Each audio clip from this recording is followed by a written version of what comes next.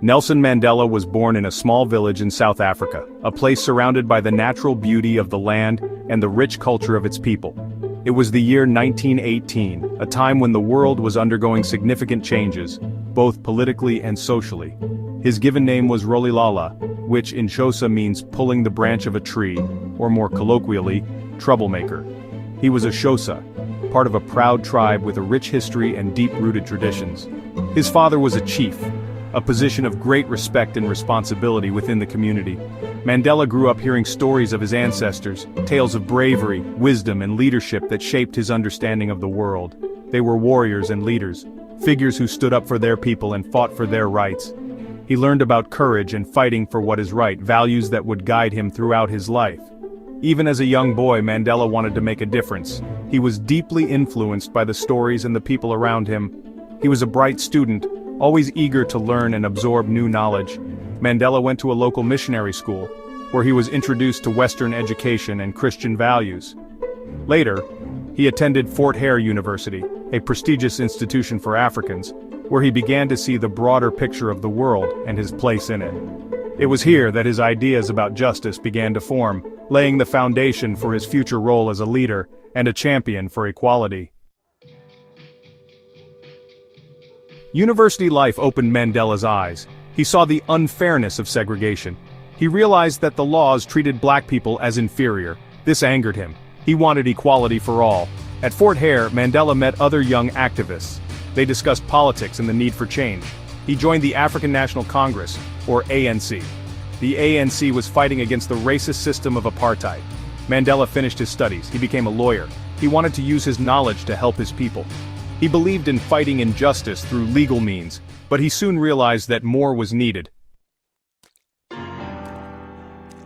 Apartheid was getting worse. The government was becoming more oppressive. Nelson Mandela knew that peaceful protest was not enough. The ANC needed to take stronger action. In the early 1960s, Mandela became a key leader in the ANC's armed wing. They called themselves Umkhonto we Sizwe, meaning Spear of the Nation. They targeted government buildings and symbols of apartheid. Mandela believed in sabotage, not harming people. He knew violence was a last resort. He was prepared to fight for freedom, but he also understood the consequences of his actions. Section 4. Defiance, Trial, and Imprisonment. Mandela's actions made him a target. His unwavering commitment to justice and equality drew the ire of the apartheid regime. He was not just a leader, he was a symbol of resistance. The government was determined to silence him. They saw his influence growing and feared the power of his message. The apartheid regime used every tool at their disposal to crush the movement. In 1964, he and several other ANC leaders were arrested. This was a calculated move by the government to dismantle the leadership of the anti-apartheid movement. They were charged with sabotage and conspiracy to overthrow the government. These charges were serious and carried heavy penalties, designed to instill fear and deter others from joining the cause. The trial became known as the Rivonia trial. It was one of the most significant political trials in South African history, drawing international attention and condemnation. It was a defining moment in the struggle against apartheid. The trial highlighted the brutal lengths to which the government would go to maintain its grip on power. Mandela used the trial as a platform to speak out against injustice. His speeches during the trial were powerful and moving, resonating with people around the world. Mandela was sentenced to life imprisonment. This was a devastating blow to the movement, but it also galvanized support for the anti-apartheid cause. He was sent to the notorious Robben Island prison. The island was isolated and harsh, a place designed to break the spirit of its inmates. It seemed like his fight for freedom was over, but Mandela's resolve only grew stronger. He became a symbol of resilience and hope for millions. Little did anyone know, his imprisonment would make him even more powerful. Mandela's spirit could not be contained, and his eventual release marked the beginning of the end for apartheid. Section 5, A Symbol of Hope, Mandela on Robben Island. Robben Island was a harsh place. The conditions were brutal. Mandela and his comrades were subjected to hard labor and abuse, but their spirits were not broken. Mandela became a symbol of hope for millions of South Africans. Despite being imprisoned, his message of peace and equality continued to resonate. From his cell, Mandela continued to fight against apartheid. He studied law, wrote letters, and communicated with the outside world. His resilience inspired people around the world to join the fight for his release and the end of apartheid. Section 6. Freedom, Forgiveness, and the End of Apartheid. The world was watching. Pressure mounted on the South African government to release Mandela.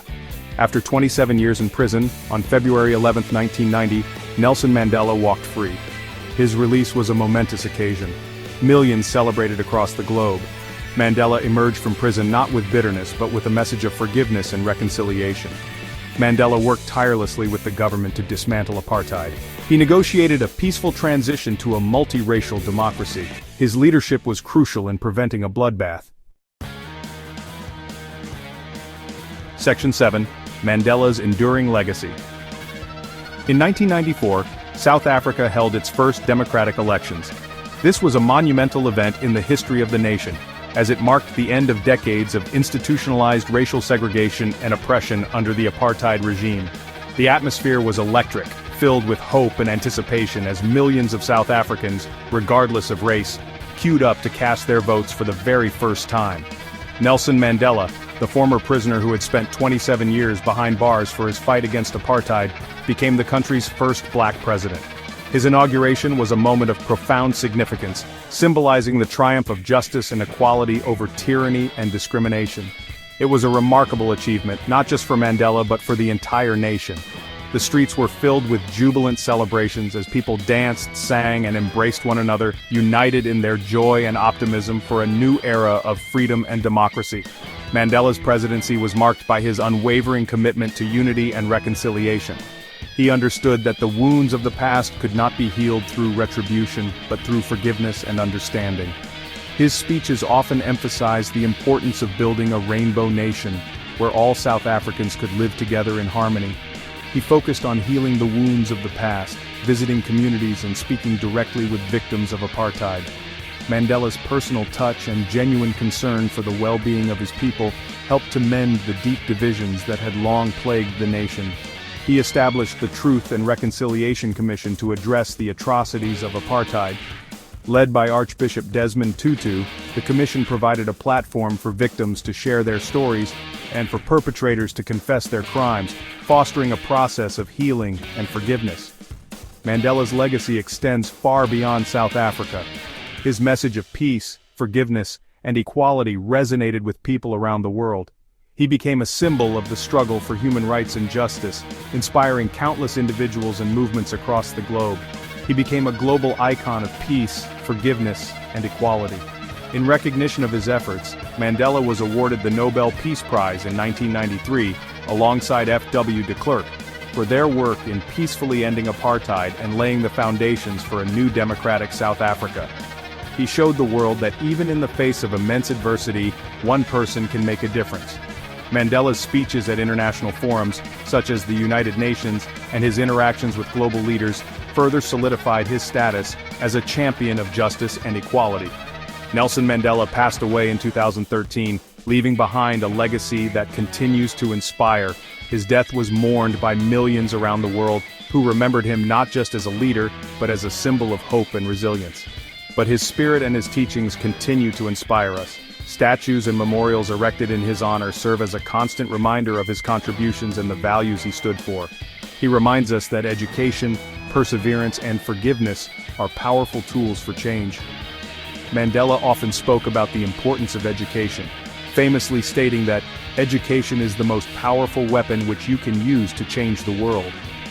Mandela's life is a testament to the power of the human spirit and the enduring belief in the possibility of a better tomorrow.